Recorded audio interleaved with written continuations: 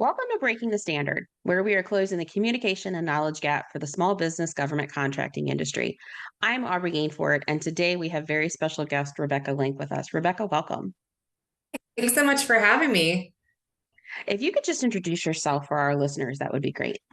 Sure, yeah. So I've been in government contracting my entire career and specifically in proposal development and all aspects, writing all the way through orals coaching. So I've been around the block. I've worked for small companies and big companies, and so in the last, I'd say, couple years, we have had this influx of, I mean, just across the world, right? AI, you see it in every newspaper headline, it's everywhere. But specifically in my industry, there are really neat platforms that have been designed and available for government contracting companies to leverage to put together their bids and proposals. And it saves time, helps with evaluation and quality. Really, we all talk a lot in our industry, especially with what I do, about burnout. That's a very Mm, real thing, and having to work nights and weekends and stuff like that. And so having this new tool in our toolbox as a support has just been kind of a game changer.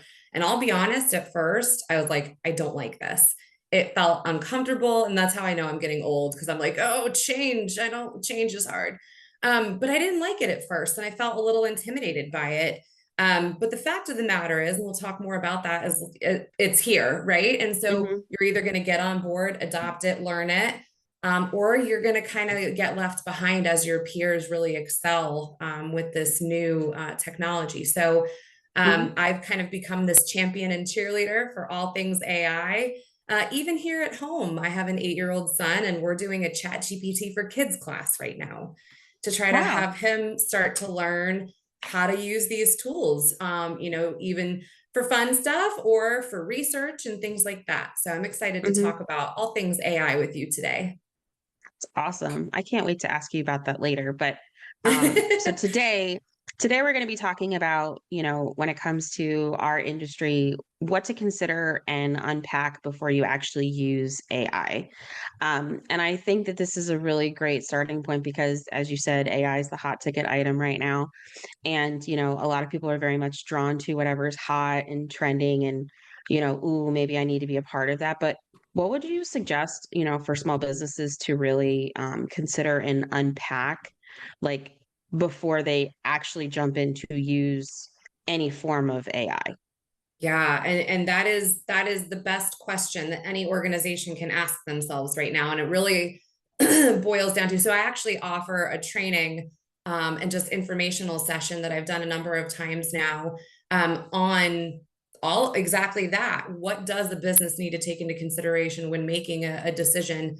And very quickly, I can say who, what, when, where, why, and how.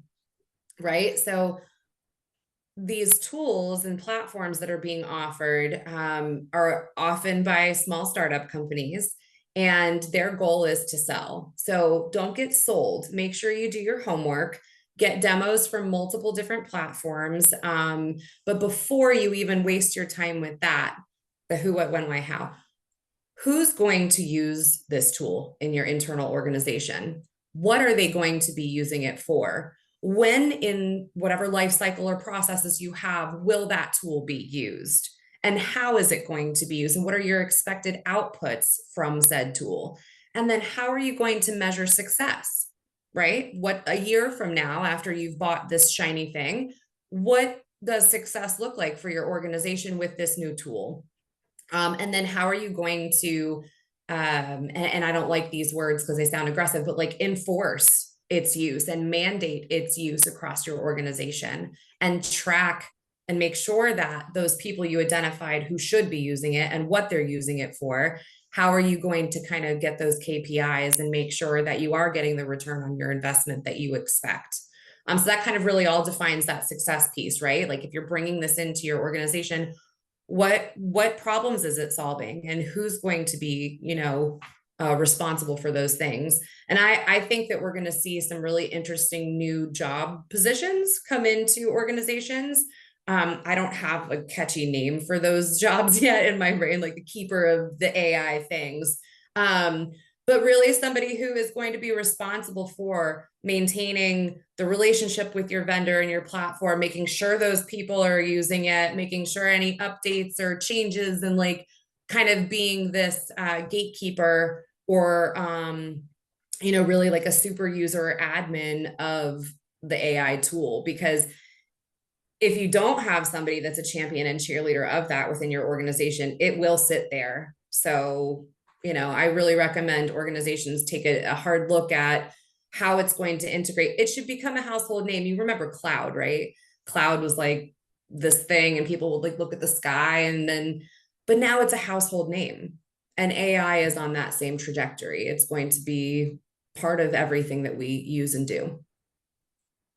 Funny that you mentioned, bringing it in and then having, someone be responsible for it, because I think that particularly, argues against the concern that a lot of people have around AI taking jobs.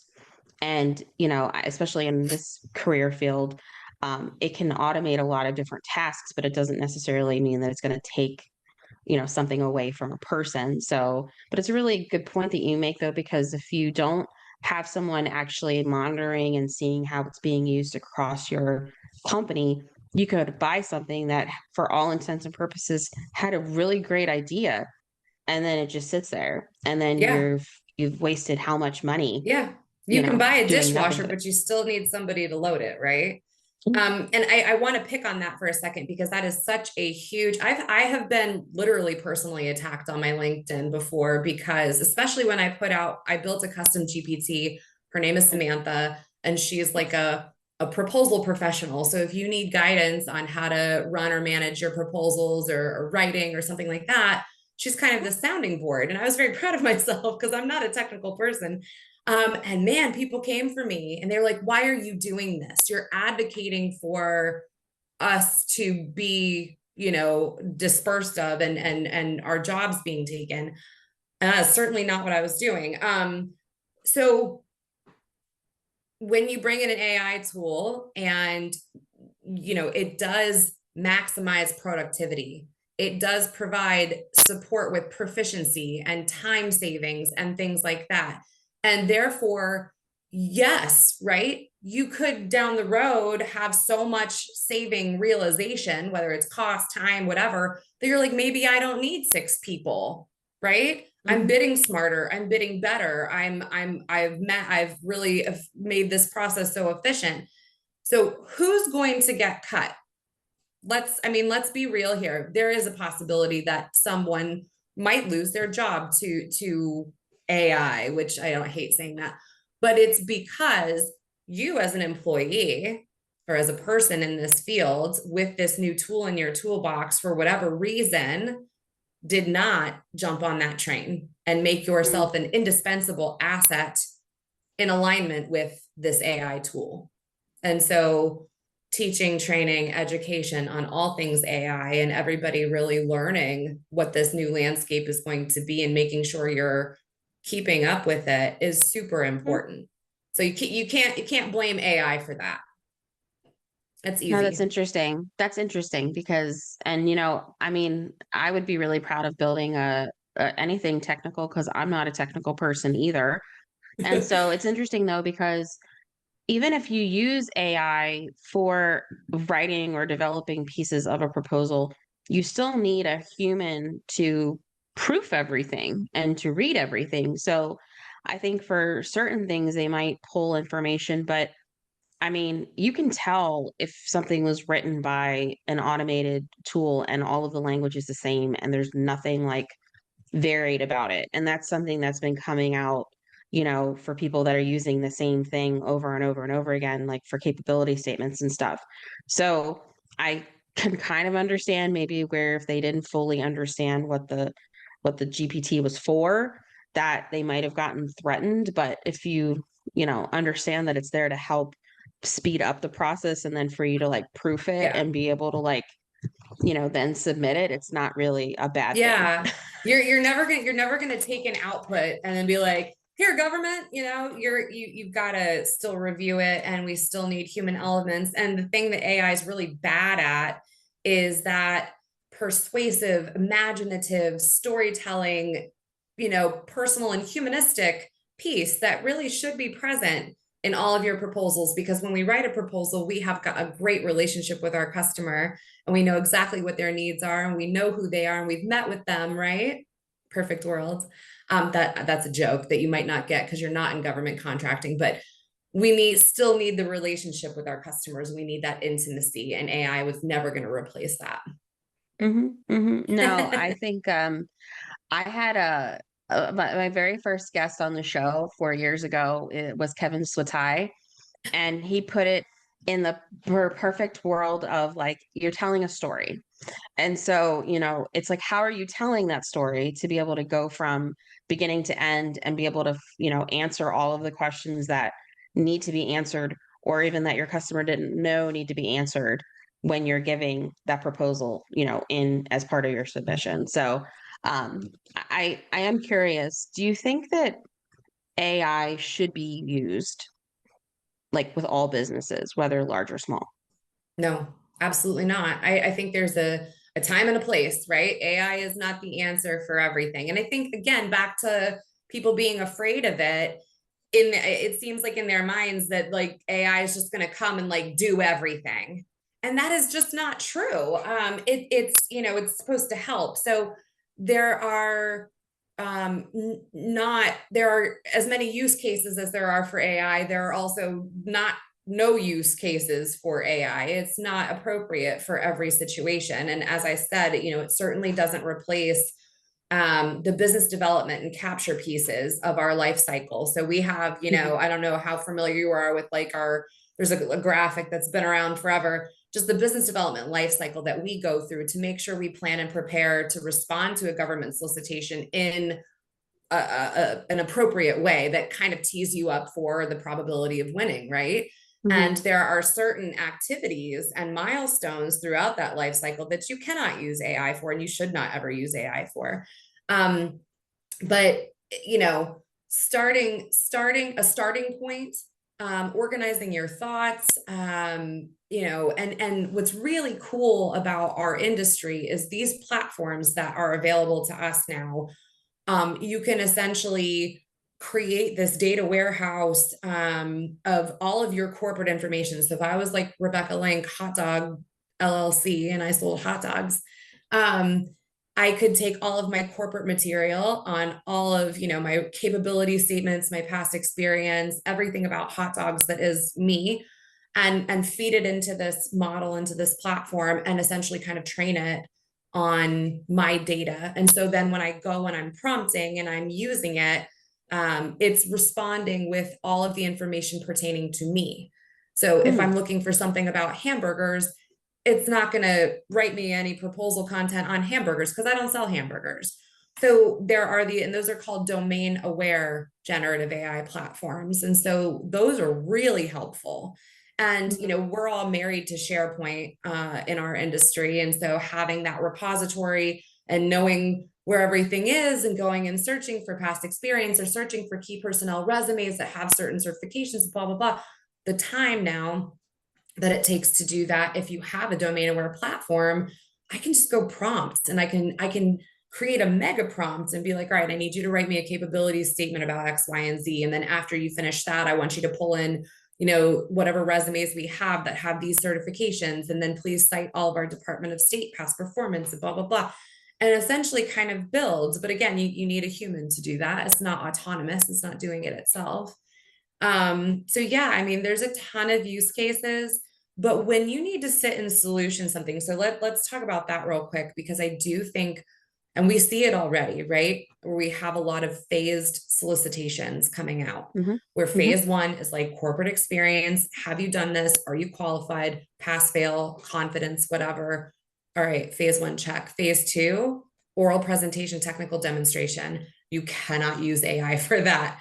And there's a reason, right? The government has like more of a mindset of try before you buy now, especially with AI being so pervasive. It's like, well, I want to hear from you and I want to see you, in a real world scenario and how you would navigate things, code challenges, things like that. So yeah, definitely as many non-use cases as there are for use cases, for sure. So in my profession, we have been waiting for training and Ever. guidance to come out Yeah. about, AI because it's here, and they acknowledge that. And I guess, it hasn't come out yet. So I'm just curious, since you get to deal with it on a regular basis, and if there were suggestions or anything, in particular that, contracting personnel should be aware of, when they're putting together, contracts and contract requirements that would probably either potentially use it or they know have it in there. Like, what are things that maybe should be, hey, keep this in mind, or maybe this is something you need to know? Because right Yeah. now, I can guarantee you, you know way more about it than I than I do.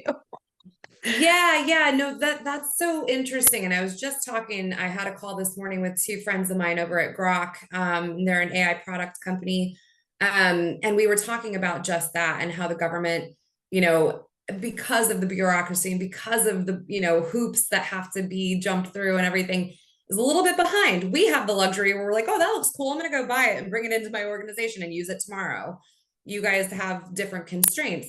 Um, Something that I'm advocating for in a lot of the teaching and training that I do is trying to help both industry and government realize and figure out easier procurement pathways that would allow the government to access some of these more startup like companies. The startup companies have no idea how to do business with federal government, and the government has their, hoops and bureaucracy, whatever. But we need to kind of figure out, because I think that obviously government like GovCon is going to try to, be in the race to provide services and support to the government, but that doesn't mean it's the best available to the government. And a lot of these really innovative, companies that sometimes are more startup in nature or really small in nature, they don't have a pathway to procurement. They don't have vehicles. They don't have access. And so helping them maybe start to team with, some primes and some people that can help get the foot in the door, but for the government to start to pay attention to those folks too. For individuals like yourself, there are wonderful platforms and companies and programs out there that provide training. There's specifically a small startup that I support that does nothing but AI for everyone. That's kind of their shtick. They're called Synth Minds AI, and fantastic trainings that are available to everyone on everything from ChatGPT to image generation to data analytics. And they've got beginner and also advanced, so everything in between. There's, and we don't all have time to like go back to school and get a degree in computer or data science, right? So this is the best thing that we can do right now. The platform that I'm doing the class with my son is called Coursera. They've got wonderful, for a lot is free too, trainings for everybody. Uplimit is another great resource. So my biggest advice to everybody is go play or just download ChatGPT. It's $20 a month right now for their, super Cadillac, model. And for me, it's worth it because you can upload documents and you can say, hey, tell me where I've been hypocritical, or, poke holes in this in whatever way, or, take on the persona of a cybersecurity analyst and tell me where risks are within this or whatever. Make sure that anything you do on these platforms is ethical. Really need to talk about ethical use too. Never share personal demographical information. Do not upload things that are not yours. Do not upload any type of or share any type of classified or proprietary information. I feel like I have to say that every time because there's always, the one person who will spill the McDonald's hot coffee on their lap and then Yep. claim they didn't know it was hot, right? Yep. Yep. So we say that now. It's our disclaimer, ethical AI use, but go play, right? Have that banter, see what you can use. I've used ChatGPT for like crazy stuff. I mean, not crazy, but like workout plan. Like, all right, like I have no motivation. Give me a 3-day, 30-minute each hit workout with a focus on upper body, core, lower body, whatever. You can like Mhm. prompt and give it these parameters, practical everyday use, but it sounds silly. But once you start using it and you're like, oh, I wonder if I could use it for this, or what if I could try that? And you kind of get into this habit of seeing what you can get away with. And Mhm. I'm always impressed because it's just remarkable.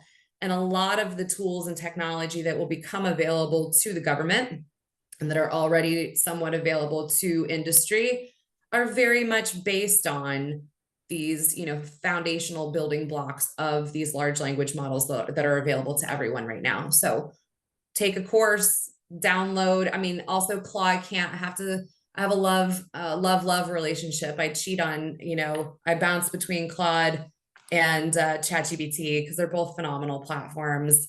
And then staying on top of the trends, reading those headlines that you see where Meta's Llama 3 has, been doing all these things and Amazon and all these other parts and pieces, just kind of stay up to date with stuff, I think is helpful too.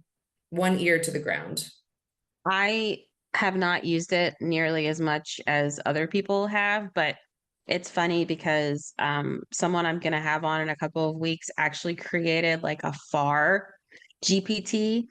And so I'm really curious to learn about it. And I almost like geeked out because I was just like, the FAR is so cumbersome and there's just so much in there. So if you were to like type in, how do I find something about XYZ and it comes up, I'm really looking forward to talking to him. And because Yeah, I'd like to be his best friend too. That's when he mentioned amazing. that, I was like, but it was kind of like, oh, I could see how the worlds could combine. So, I'm looking forward to more guidance coming out on it because it's not going anywhere. It's definitely Yeah. going to be around. So it'll be really interesting to see where they take it from here. But so Yeah. I ask everybody the same two questions. Okay. Um, if there was any advice you would give to small businesses that are currently in GovCon or people who are like, I really want to work with the government, like they want to start a business and move forward, what advice would you give them? Hmm.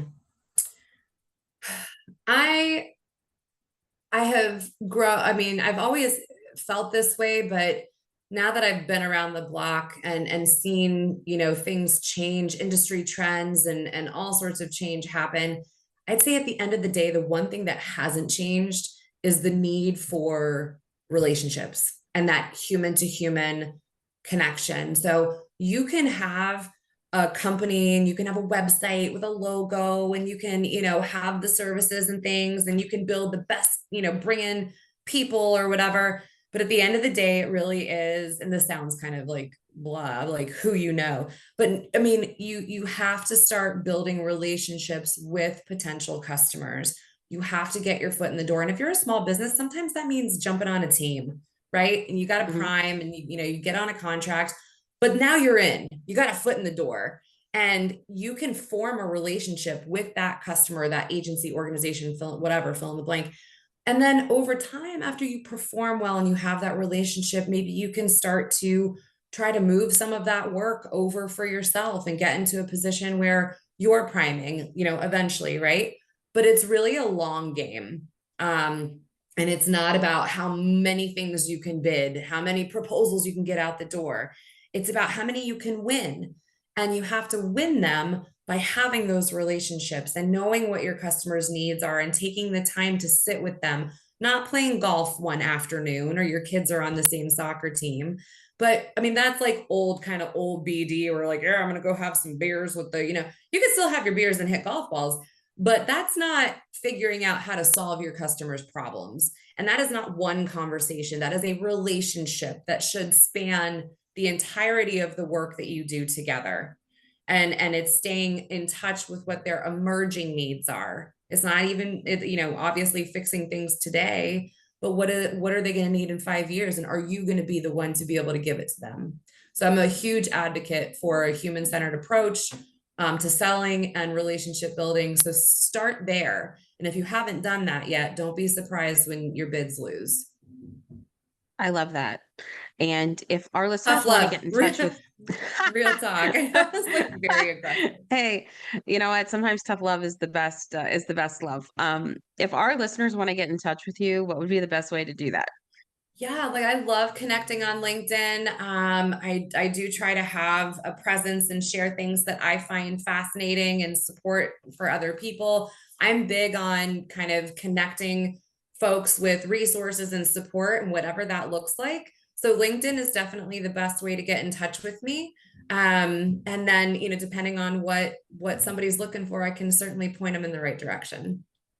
I will make sure to put Rebecca's LinkedIn information in the show notes so that you can reach out to her and ask her any questions that you have. And if there's something that you have thoughts about that we talked about today, please email me at breakingthestandard@gmail.com, and make sure to go follow us on Apple and Spotify. And now we're on YouTube as well. So please make sure to go follow us and support us. And until next time, bye. Thank you.